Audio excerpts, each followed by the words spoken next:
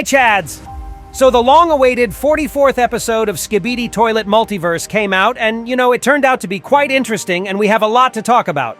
In this video, I plan to conduct a detailed analysis of it for you and find all the secrets that were hidden from us. So like it and get ready for what's coming. What is the reference to the battle that took place inside the Skibidi base? Who are these guys who are monitoring the situation in the multiverse? And why did one of them decide to take on the appearance of Dom Studio? Get your tea and snacks ready, and prepare to watch this video to the end, because it will be extremely interesting, guys. Let's go.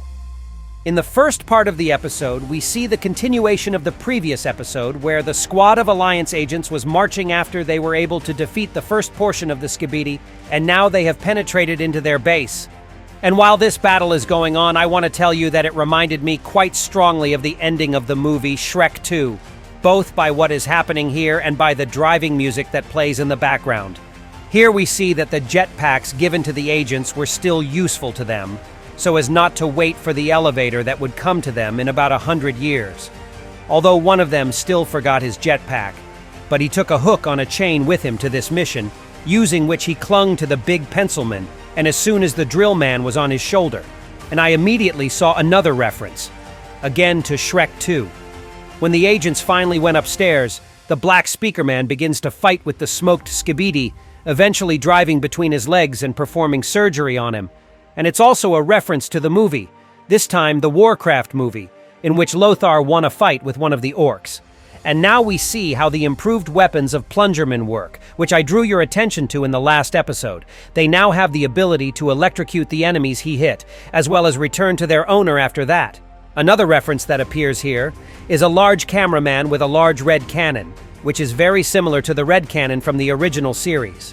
When once again all the agents began to quickly climb up on their jetpacks, the ninja drillman was still overtaken by the consequences of the lack of his jetpack. However, this Gigachad wasted no time and apparently managed to pump up his muscles even more as he was climbing up even faster than the rest of the agents. And after another fight, when everyone was about to go into another room, our long-awaited legendary Skibidi mutant with a bat came out to greet the agents. But unfortunately, for 31 episodes, he did not acquire a single improvement. Apparently, he thought that he was already too strong or something like that, and therefore was sent to the trash with just one slap on the head from the unsurpassed drill woman. And so the agents finally get into the control room of the Skibidi toilets, which according to TV Woman, cannot be hacked until they get the original G-Man out of their shell, which is actually what the Titans of the Alliance are doing right now. And in this frame, you can see 3 buttons with Chinese inscriptions. And if you believe the translator, these are the buttons for controlling atomic furnaces. Although I don't think they can be useful anymore. What really surprised me was that TV Woman pressed the big red button without any hesitation, saying that this should open the passage to the original G-Man. And I do not know who is more of a dummy here. The agents of the Alliance who believe that pressing the most noticeable buttons is a good idea, and it is definitely not a trap. Or the Skibidi toilets, who decided not to arrange such a trap for them, and that the control buttons of the most important functions need to be made as visible as possible, so that in case of enemy penetration, they can use all of their functions. But we'll find out about this in the next episode. And in the meantime, write in the comments below what you think about it. And immediately after G-Man's protection was disabled, the Ninja Drillman finally dealt with all the enemies who were in the room. And just look at the expression on TV Woman's face, who saw what he did. It seems that the elite cameramen have a serious competitor now. Well, and now we move on to the most interesting part of this episode, which begins with what we did not see in the third part of the 39th episode. I was saying at the time that probably in one of the next episodes we will see the continuation of the battle between Leo and Titan Cameraman, and to some extent it certainly happened.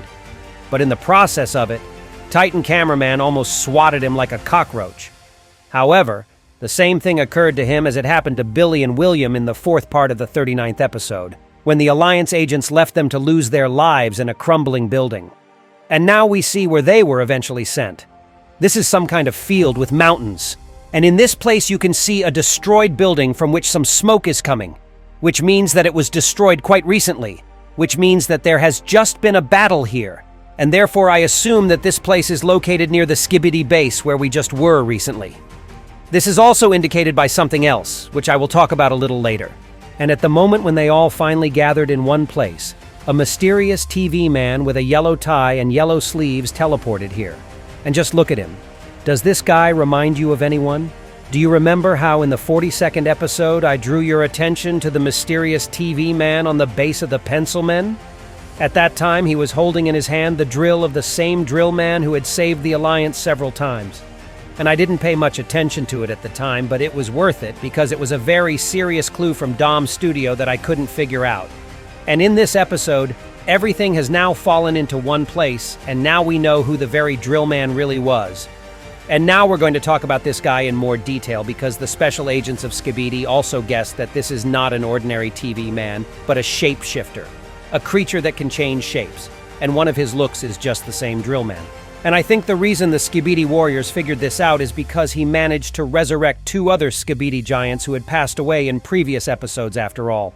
And considering that this guy told them that they had to be in full force in order to complete their mission, most likely he also resurrected the other Skibidi warriors who were destroyed by Titan Clockman in a secret scene. And all of them will come together in the next episode and fly to the aid of their commanders, Male 07 and Male 09, who must now be near the house of the photo cameraman. And they were spotted by alien forces and now they are in danger, despite the fact that C-Pen then escaped. And I assume that we will see how all these agents will protect Male 09 and Male 07 at all costs. And well, now let's talk in more detail about this guy you can see right here, and what's going on in this scene in general, and why it may be really important. And at first let's start with the fact that this is a partner of the clock woman named Aiza, whom we had already seen in the previous episode. And now we have her friend who greatly helps her deal with all this devilry that is happening in all the multiverse at the moment. And now I can definitely assume that in this series there is some kind of organization that is above all the multiverse which is controlling them. And perhaps it's the association in which all YouTube analysts are part of it and do some work that they will be asked to do, such as destroying Sinister's prison in order to start the chain of events that we are now witnessing. So what do you think about this possibility, my Chads?